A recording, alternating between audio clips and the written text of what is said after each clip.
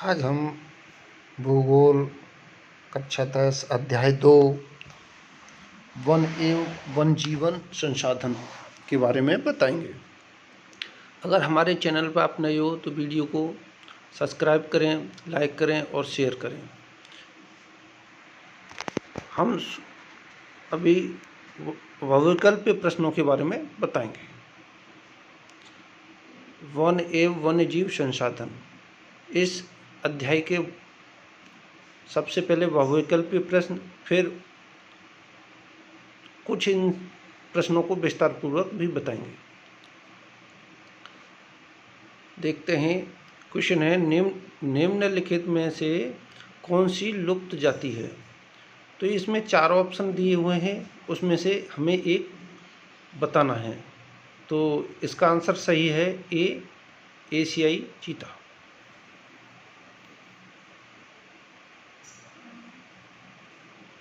इसका आंसर सही है एशियाई चीता।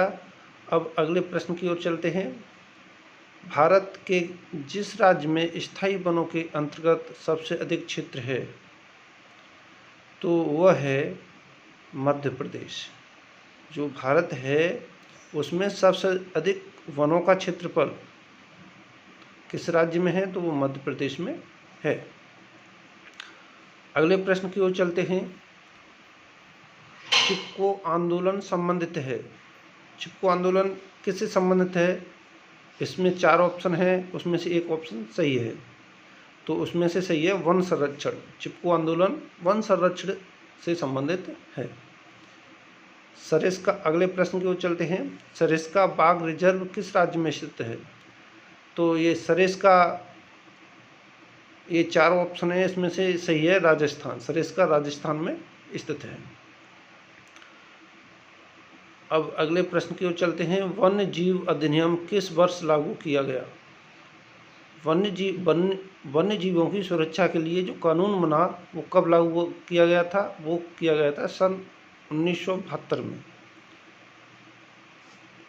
इसमें से वन्य जीव अधिनियम लागू किया था 1972 में। अब अगले प्रश्न की बताते हैं।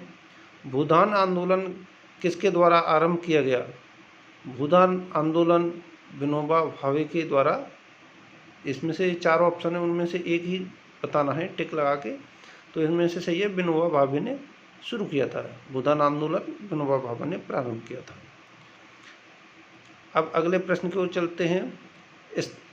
स्नातंरी कृषि को पूर्वोत्तर भाग में किस नाम से जाना जाता है? तो ये झूमिंग खेती। इसका एक ऑप्शन सही है ए, झूमिंग कृषि।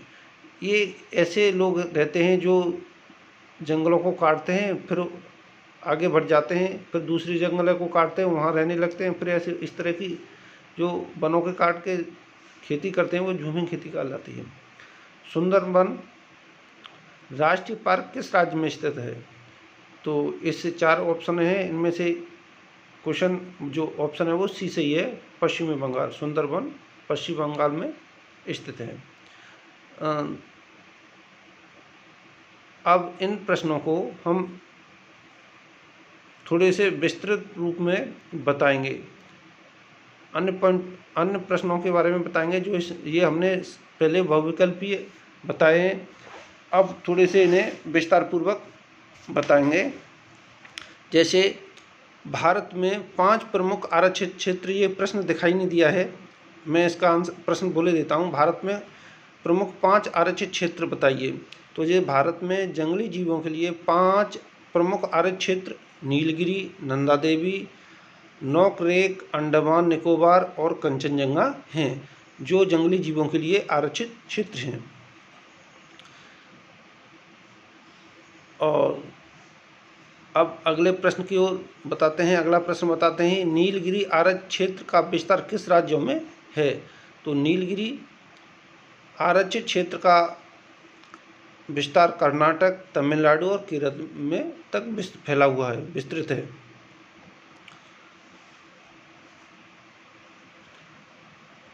जो अभी हमने संकट, ये इम्पोर्टेंट प्रश्न है 7 नंबर।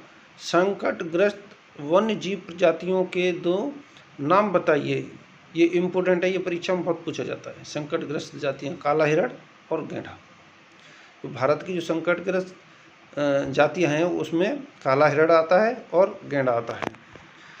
अब अगला ये भी इम्पोर्टेंट प्रश्न है, प्रश्न नंबर 8, किन्हीं 2 लुप्त जातियों के नाम बताइए। एशियाई चीता, ये पहले बहुविकल्पी में हम बता चुके हैं, और गुलाबी सिर वाली बतख, ये लुप्त जातियों के में आते हैं। ये दोनों संकटग्रस्त जाति जीवों के नाम और लुप्त जातीय जीवों के नाम, ये इम्पोर्टेंट, दोनों ही प्रश्न इम्पोर्टेंट है, इसमें से प्रश्न बनते रहते हैं परीक्षाओं में। अब अगले प्रश्न के बारे में बताते हैं।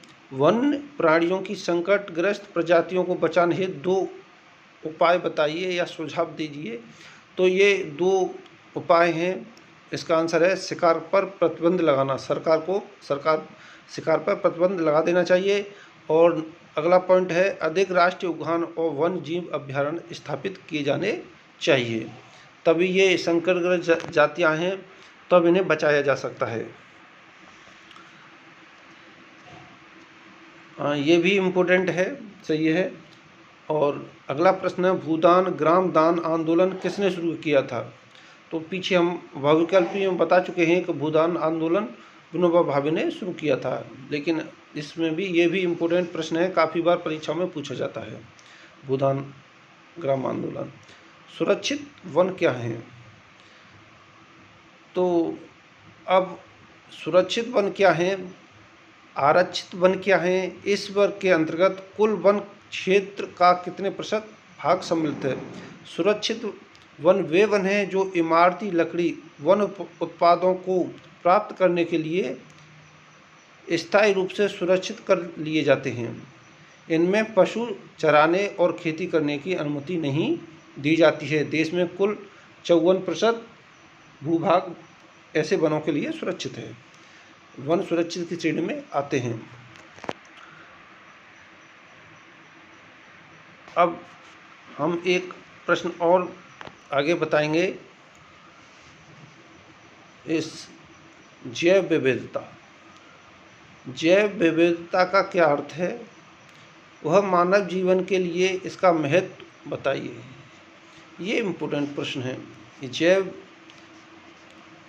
जैव विविधता ये प्रश्न बहुत ही इम्पोर्टेंट है, ये परीक्षा में तो ये 2020 में भी आया है। जैव विविधता जीव मंडलों में पाए जाने वाले जीवों की विभिन्न जातियों में पाई जाने वाली विविधता है। दूसरे शब्दों में कहें तो जैव विविधता वनस्पति एवं प्राणियों में पाए जाने वाले जातीय विभेद को प्रकट करती है। भिन्न भिन्न तरह के जीव पाए जाते हैं, वो जैवीय विविधता कहलाती है। भूपृष्ठ पर वर्तमान में जैव विविधता अरबों वर्षों से हो रहे जीवन में सतत विकास की प्रक्रिया का परिणाम है। पर्यावरण ह्रास के कारण जैव विविधता का क्षय हुआ है और जीवों की अनेक प्रजातियां लुप्त हो गई हैं या संकटग्रस्त हैं। तो जैव विविधता अनेक जीव जैव मंडल में पाए जाते हैं और धीरे धीरे जो विकास होता आया है, इसी में जैव विविधता भी का विकास हुआ। लेकिन पर्यावरण का ह्रास हो रहा है। देखते हैं कि आज बहुत सारे कल कारखाने खुल गए हैं, जिससे जैव विविधता का ह्रास हो रहा है। कुछ जातियाँ संकटग्रस्त हो गई हैं, कुछ लुप्त हो गई हैं। ये बहुत, इसके बारे में अगर हमारे चैनल पर नए हो तो वीडियो को लाइक करें, शेयर करें, और चैनल पर नए हो तो इसे सब्सक्राइब कर लें, जिससे आने वाली वीडियो आपको प्राप्त होती रहे।